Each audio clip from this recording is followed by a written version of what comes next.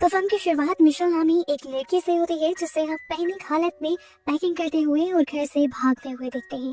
रास्ते में उसे उसके दोस्त बेन की भी काफी कॉल्स आती हैं जिसे वो लगातार इग्नोर कर रही होती है। कार का इस टाइम रेडियो चल रहा होता है और रेडियो से उसे एक वार्निंग अलर्ट मिलता है।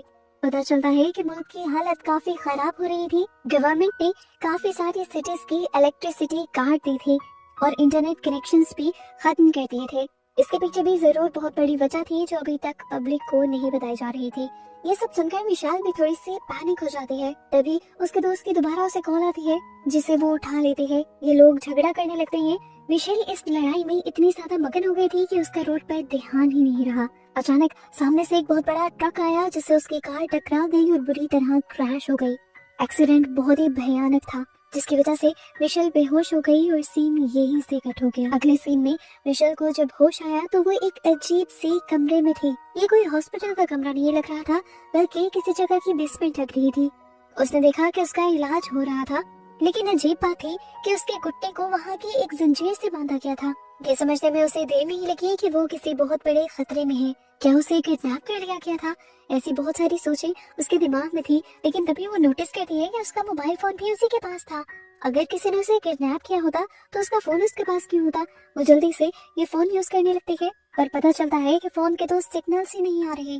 वो और भी ज्यादा घबरा जाती है और इसी घबराहट में उसे दूर से किसी के चलने की आहट सुनाई देती है। अपने पास मौजूद ब्लैंकेट से वो अपने आप को डर के मारे कवर करने लगी थी। तभी यहाँ इस छोटे से कमरे में एक दरमियानी उम्र का आदमी आया। देखने पर वो कोई किडनैपर नहीं लग रहा था, लेकिन मिशेल बहुत ज्यादा घबराई हुई थी। वो अपने हाथ वहीं पर खड़े कर लेती है और उससे अपनी जान की भीख मांगने लगती है। वो आदमी जब उसकी बातों पर ध्यान नहीं देता तो मिशेल उससे कहती है, शराफत से मुझे छोड़ दो, नहीं तो मेरी फैमिली पुलिस के साथ मुझे ढूंढ ही रही होगी। उस आदमी के एक्सप्रेशन मिशेल की धमकी के ऊपर भी नहीं बदलते।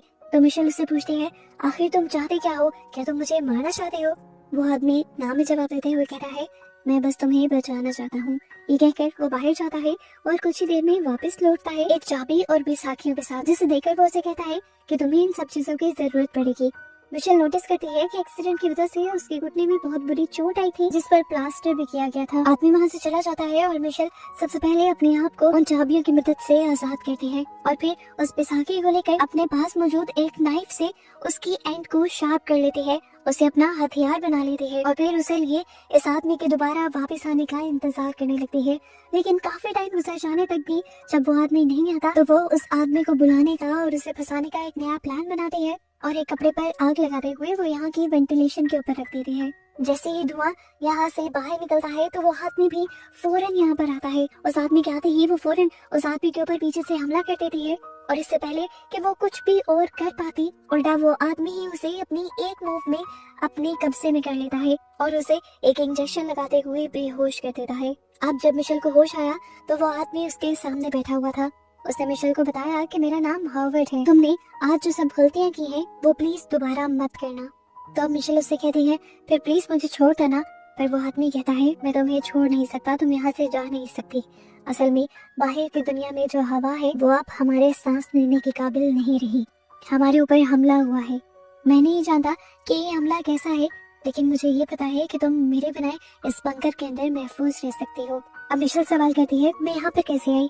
तो वो आदमी बताता है कि जब तुम्हारी कार का एक्सीडेंट हुआ तो मैं वहीं करीब से गुजर रहा था, तुम्हें जख्मी देखा तो मैं तुम्हें यहाँ ले आया। इनकी बातों के दौरान मिशेल को साफ वाले कमरे से अजीब सी आवाज आती है। वो पूछती है, वहाँ कौन है? तो हॉवर्ड बिना जवाब दिए उसे यहाँ से चलना चाहता है और इस मर्तबा उसने इस कमरे का दरवाजा ब्लॉक नहीं किया था। उसके जाने के बाद मिशेल खुद उठकर चेक करने लगती है तो उसे एक लड़का मिलता है जिसके हाथ पर चोट लगी हुई थी। वो इस लड़के से पूछती है, तुम कौन हो? क्या तुम्हें भी हॉवर्ड जबरदस्ती यहाँ लेकर आया है? जिस पर वो लड़का कहता है, अरे नहीं, मैं अपनी मर्जी से यहाँ आया हूँ। असल में ये बंकर मैंने और हॉवर्ड ने मिलकर ये बनाया था। इनकी बातों के दौरान हॉवर्ड भी यहाँ जाता है और उसे इस बंकर का टूर देने लगता है। मिशेल नोटिस करती है कि इस बंकर में जरूरत की सारी चीजें थी। कई सालों तक खाने के लिए खाना, पानी, किताबें, सब कुछ था यहाँ पर।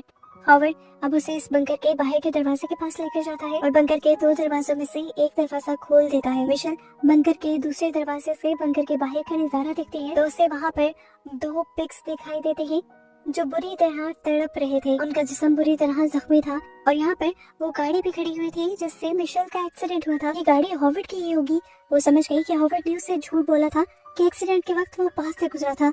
वो समझ गई कि उसका एक्सीडेंट हॉवर्ड के साथ ही हुआ था और हॉवर्ड इस चीज का झूठ क्यों बोल रहा था। ये चीज उसे कंफ्यूज कर जाती है। अब मिशेल कंफ्यूजन में ही अपने कमरे में वापस आ जाती है और इस टाइम वो लड़का मिशेल के पास आता है। वो मिशेल को बताता है कि हॉवर्ड पहले एक नेवी ऑफिसर हुआ करता था। वो जानता था कि यहाँ पे कभी ना कभी हमला जरूर होगा, इसलिए उसने ये बंकर बनवाया। इस बंकर को बनाने में मैंने उसकी काफी मदद की और फिर उसने यहाँ पर तकरीबन 4 साल तक के लिए सारा जरूरत का सामान इकट्ठा किया, खाना पानी सब कुछ। पहले तो मुझे भी उसकी बातों पर यकीन नहीं आता था, लेकिन फिर 1-2 दिन पहले गवर्नमेंट ने मुल्क में इमरजेंसी लगा दी, बिजली और इंटरनेट कनेक्शन काट दिया गया और फिर मैंने आसमान में एक लाल रोशनी भी देखी। मैं समझ गया कि हमारे मुल्क पर हमला हो चुका है, इसीलिए मैं भागकर इस बंकर में आ गया। यहाँ मिशेल उससे सवाल करती है, क्या तुम्हें कंफर्म है कि बाहर जंग हो चुकी है? वो कहता है, हाँ बाहर जंग हो गई है और बाहर की हवा अब पोल्यूटेड हो गई है। हम इंसान उस हवा में सांस नहीं ले सकते, अगर लेंगे तो बीमार होकर मर जाएंगे। इसीलिए तो मैं इस बंकर में हूँ। अगले 4 साल तक हम यहाँ पर जिंदगी आराम से गुजार सकते हैं और 4 साल में बाहर की हवा दोबारा से ठीक होने लग जाएगी। मिशेल कहती है, मैं इन चीजों को नहीं मानती। क्या पता तुमने जो बाहर रेड लाइट देखी हो वो सिर्फ फायर क्रैकर्स हो, और क्या पता हॉवर्ड हम दोनों से झूठ बोल रहा हो कि बाहर की हवा पोल्यूटेड हुई है। क्या पता बाहर कोई जंग हुई ही ना हो, क्योंकि अब जब मैं बाहर के दरवाजे के पास गई थी तो मैंने वहाँ से एक गाड़ी के गुजरने की आवाज सुनी थी। मिशेल की बातें उस आदमी को भी कंफ्यूज कर देती हैं और अब मिशेल फैसला करती है कि वो सच्चाई का पता चला कर ही रहेगी। वो अपने दिमाग में एक प्लान बनाती है और जब हॉवर्ड उन दोनों को खाना खाने के लिए बुलाता है तो वो नोटिस करती है कि बंकर की चाबियां हॉवर्ड के जेब के पास लटकी हुई थी। वो प्लान के मुताबिक हॉवर्ड को गुस्सा दिलाते हैं और हॉवर्ड जब गुस्से में उसे मारने के लिए उसके करीब आता है तो उसके पास से उसकी चाबियां चुरा लेती है। खाना खाते हुए हॉवर्ड जब नोटिस करता है कि उसकी चाबियां उसकी जेब के पास नहीं लटकी हुई तो वो समझ जाता है कि जरूर चाबियां मिशेल ने ही ली होंगी। इससे पहले कि वो चाबियां वापस ले पाता, मिशेल पास पड़े हुए ग्लास से हॉवर्ड के ऊपर हमला करती है और यहाँ से भाग निकलती है। वो जल्दी से जाकर बंकर का पहला दरवाजा खोलती है और तभी हॉवर्ड उसके पीछे आ जाता है।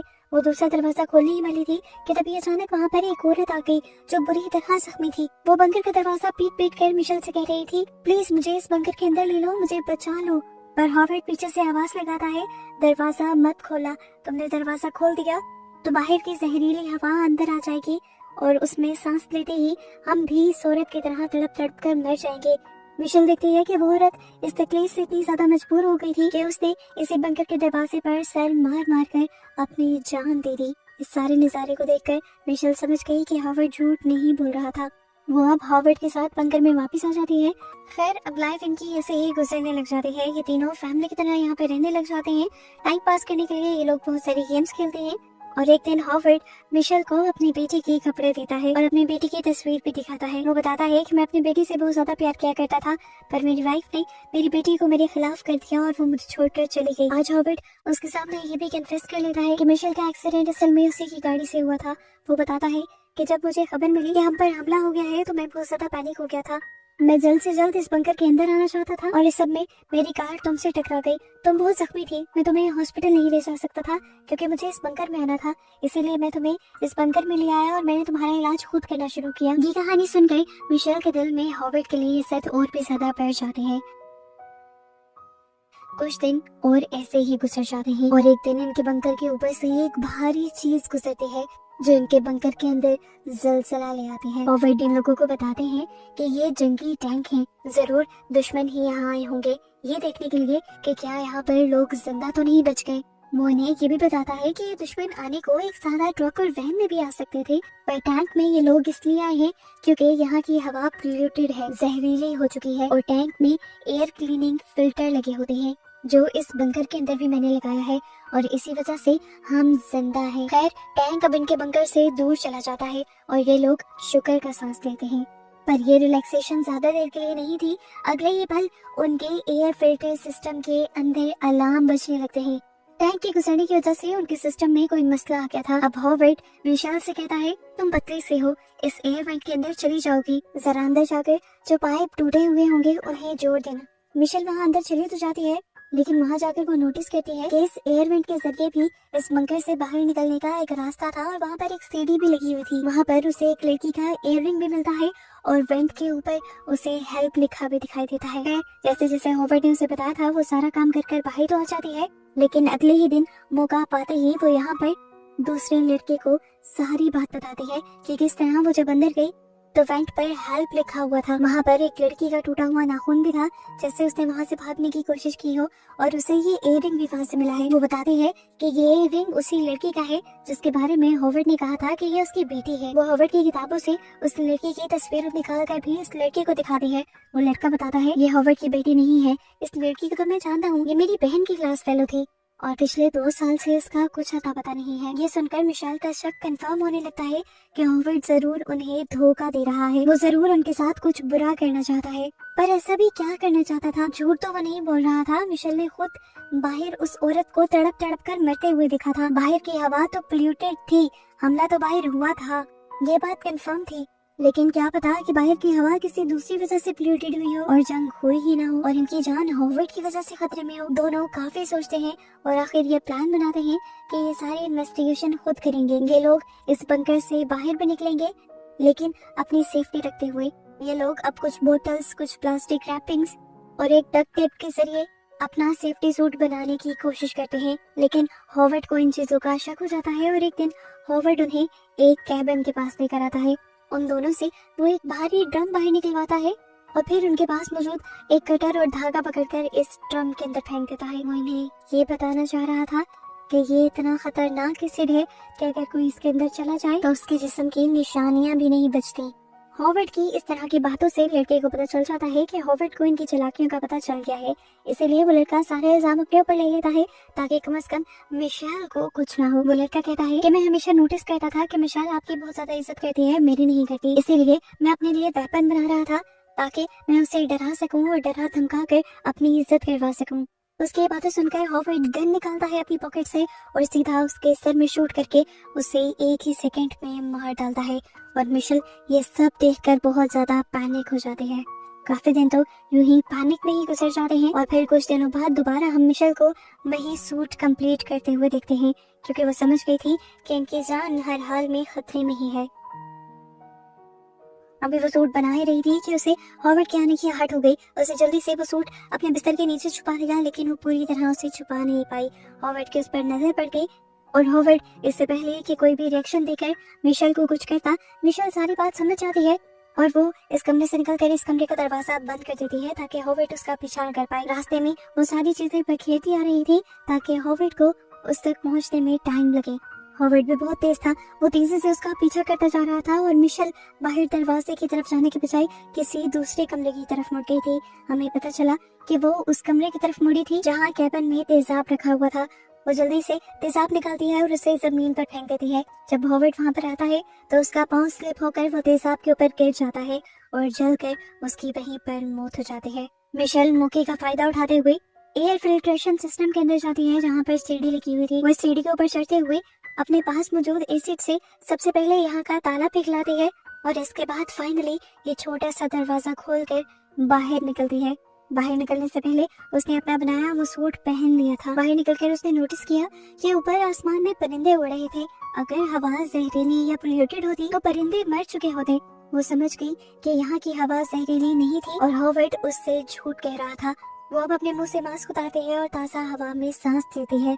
महसूस करती है कि ये हवा बहुत ज्यादा ताज़ा थी, उसे सांस लेने में जरा से भी दिक्कत नहीं आई। वो अब दूर खड़ी अपनी कार भी देख लेती है और इस कार में बैठकर फौरन यहाँ से जाने का फैसला करती है। लेकिन तभी दूर से उसे एक अजीब सी चीज दिखाई देती है। कोई चीज आसमान से नीचे की तरफ उतर रही थी। ये एक एलियन शिप था जिसके अंदर से एक एलियन निकल कर उसके देखते ही देखते चंद ही सेकंड में उसके सामने आ जाता है। इस एलियन को देखकर वो बहुत ज्यादा घबरा जाती है। वो एक्सपेक्ट ही नहीं कर रही थी कि इस दुनिया में एलियन भी हो सकते हैं। अपनी जान बचाने के लिए वो कार के अंदर बैठ जाती है, लेकिन एलियन उसे हर हाल में पकड़ने की कोशिश कर रहा था। इस टाइम उसके पास एक लाइटर था और एक कपड़ा भी। वो उस कपड़े को पेट्रोल के अंदर गीला करती है और उस पर आग लगाते हुए उस एलियन के मुंह के अंदर फेंक देती है, जिसकी वजह से वो एलियन जलकर तड़प कर मर जाता है। और इससे पहले कि अब कोई और एलियन उसके पीछे पड़ता, वो जल्दी से इस गाड़ी से निकलकर दूसरी गाड़ी में बैठकर इस गाड़ी को स्टार्ट कर देती है। रेडियो से उसे पता चलता है कि एलियंस ने इस दुनिया पर असल में हमला किया था। इन एलियंस के हमले में तकरीबन सभी इंसान मारे गए हैं और कुछ सर्वाइवर्स जो बचे हुए हैं वो शहर की बाहर वाली साइड पर हैं। मिशेल फौरन रेडियो पर बताए एड्रेस के लिए निकल जाती है और इसी तरह उसे जिंदा दिखाते हुए ये मूवी यहाँ खत्म हो जाती है, इस ट्विस्ट के साथ कि पूरी मूवी में जिस हमले को ये लोग दुश्मनों का हमला समझते आए थे वो असल में एलियन का हमला था, जिससे मिशेल भी सरवाइव कर गई थी। मिशेल को समझ आ गया था कि उसने मूवी के स्टार्ट में जिस जख्मी औरत को देखा था वो भी इन्हीं एलियंस के हमले का शिकार हुई थी और वहाँ पर जो पिग्स भी जख्मी थे वो भी इन्हीं एलियंस के हमले में जख्मी थे। खैर वो तो एक एलियन के हमले में सरवाइव कर गई थी और आगे वो कब तक अपनी जान बचा पाएगी, इसी मिस्ट्री के साथ ये मूवी यहाँ पर खत्म हो जाती है।